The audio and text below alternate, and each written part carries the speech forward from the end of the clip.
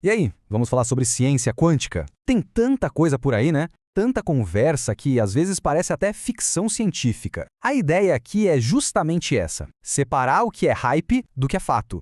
O que a ciência, de verdade, está fazendo. Agora, hoje, sem misticismo, sem exagero, só o que a gente já consegue verificar nos laboratórios. Então, nosso roteiro é este. A gente começa desfazendo alguns mitos, depois passa para as ferramentas que já são realidade e termina lá na fronteira do que a gente ainda nem sabe direito. Bora começar!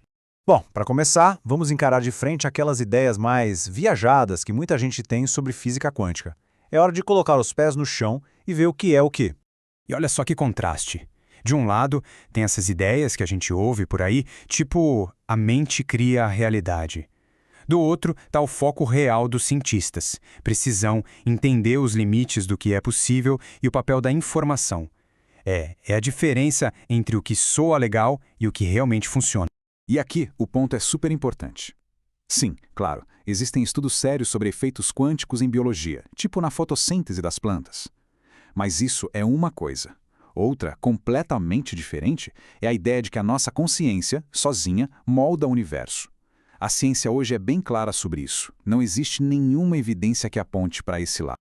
Ok, mitos desfeitos. Vamos agora porque é concreto, porque já existe. A ciência quântica não é só uma teoria maluca. Ela já nos deu ferramentas com uma precisão que é, nossa, quase impossível de imaginar. Para pensar nisso aqui. Um segundo. Um segundinho de erro ao longo de bilhões de anos. É basicamente a idade do nosso planeta. Esse é o nível absurdo de precisão que os relógios atômicos quânticos já alcançaram. É uma coisa de cair o queixo. E essa precisão toda não é só para bonito, não. Ela transforma a mecânica quântica num tipo de sensor do universo. Com ela, a gente consegue medir a curvatura do espaço-tempo, aqui mesmo na Terra. Testar as teorias de Einstein dentro de um laboratório é uma janela nova para o cosmos. E não para por aí. A tal da comunicação quântica com a tecnologia QKD já está rolando. Já existem satélites operacionais que usam uma lei básica da física para garantir segurança. É simples. Se alguém tentar espionar a comunicação, o próprio ato de observar a partícula a modifica. Isso denuncia o intruso na hora. É uma segurança que vem da própria natureza. Isso não é promessa para o futuro, já acontece. Agora sim, vamos entrar nas duas áreas que todo mundo fala: simulação e computação quântica. Mas o impacto de verdade, o que está acontecendo agora, talvez não seja onde a maioria aposta. Se tem uma área que é a joia da coroa no curto prazo, é essa aqui. Muitos físicos dizem que a simulação quântica é a aplicação mais poderosa que a gente vai ter em mãos logo logo. Pensa que é como ter um laboratório virtual para o mundo quântico. Dá para desenhar novos materiais, novos remédios, átomo por átomo. É uma revolução silenciosa. Certo. E o famoso computador quântico? Bom, aqui tem um grande vilão. O nome dele é decoerência. Imagina tentar construir um castelo de cartas no meio de um vendaval. O mundo quântico é assim, super sensível. Qualquer coisinha, qualquer ruído do ambiente, paf, a mágica quântica se desfaz. A computação dá erro. Então, o progresso aqui não tem nada de mágico. É pura engenharia pesada. A galera está focada em 3 frentes. Primeiro, construir os tijolos, os qubits, de forma que sejam mais robustos. Segundo, criar sistemas que corrigem os erros na hora em que eles acontecem. E terceiro, pesquisar designs totalmente novos que já venham com uma proteção natural contra esse ruído. Então, qual é a real? A gente ainda não tem um computador quântico que resolva qualquer problema melhor que um computador normal. O que a gente já alcançou é o que chamam de vantagem quântica restrita. Ou seja, para alguns problemas muito, mas muito específicos, esses protótipos já são os melhores do mundo. Ainda não é uma ferramenta universal. É mais como um bisturi de altíssima precisão. Mas a quântica não serve só para construir coisas, né? Ela serve, acima de tudo, para a gente descobrir como o universo funciona. E as descobertas estão mostrando umas formas de matéria que simplesmente não fazem sentido na física do dia a dia. Cristais de tempo? Fases topológicas? Isso não é nome de banda, não. São estados da matéria que existem de verdade. Pega os cristais de tempo. Eles têm uma estrutura que se repete no tempo.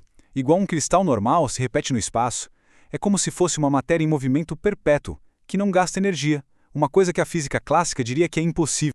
E tudo isso nos leva para a fronteira do conhecimento, onde a ciência quântica encontra os maiores mistérios do universo e as maiores dores de cabeça dos físicos. Basicamente, o grande conflito da física moderna está aqui. A gente tem 2 teorias que funcionam incrivelmente bem. a relatividade geral, para descrever o universo dos planetas e galáxias, e a mecânica quântica, para o mundo dos átomos. O problema? Elas não conversam. Uma diz que o universo é contínuo, a outra diz que ele é feito de pacotinhos. Elas são incompatíveis. E para tentar resolver essa confusão, surgiu uma ideia revolucionária. O físico John Wheeler resumiu ela nessa frase aqui: It from bit. O it é tudo que é físico, a matéria, o universo. O bit é o bit de informação. O que essa frase sugere é uma coisa radical.